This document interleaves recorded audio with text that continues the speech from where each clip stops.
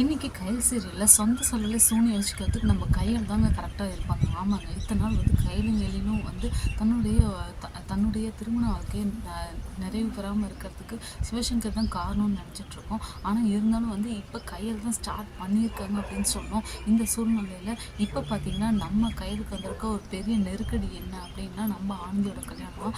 ஆனந்தி பாலுவோடு தான் சேரணும்னு கையில் விருப்பப்படுறாங்க. ஆனால் நம்ம எழிலும் என்ன நினைக்கிறாங்க அப்படின்னா, என் வாழ்க்கையை பாழாக்கிட்டான், அவனை போய் நீ எப்படி கல்யாணம் பண்ணணும்னு நினைக்கிற, எப்படி லவ் பண்ணணும்னு நினைக்கிற அப்படின்னு நம்ம ஆனந்தி நினச்சிட்டு இருக்காங்க. இதுக்கு மேலே நம்ம ஆனந்தி இன்னும் பேசிக்கிட்டே இன்னும் அழுதுகிட்டே இருக்க போகிறாங்களா, இல்லை பேசி தன்னுடைய வாழ்க்கையை பற்றி முடிவு எடுக்க போகிறாங்களா அப்படிங்கிறது இன்னும் புரியவே இல்லை. இன்னொரு பக்கம் பார்த்திங்கன்னா, நம்மளுடைய மீனாட்சி அம்மாவை இத்தனை தடவை சாந்தமாக பார்த்துருக்கோம். ஆனால் இவ்வளோ பெரிய கோவக்காரங்க அப்படிங்கிறத நம்ம இப்போ தாங்க பார்க்குறோம். இதை பார்க்க ரொம்பவுமே மிரட்டலாக இருக்குது அப்படின்னு தான் சொல்லணும்.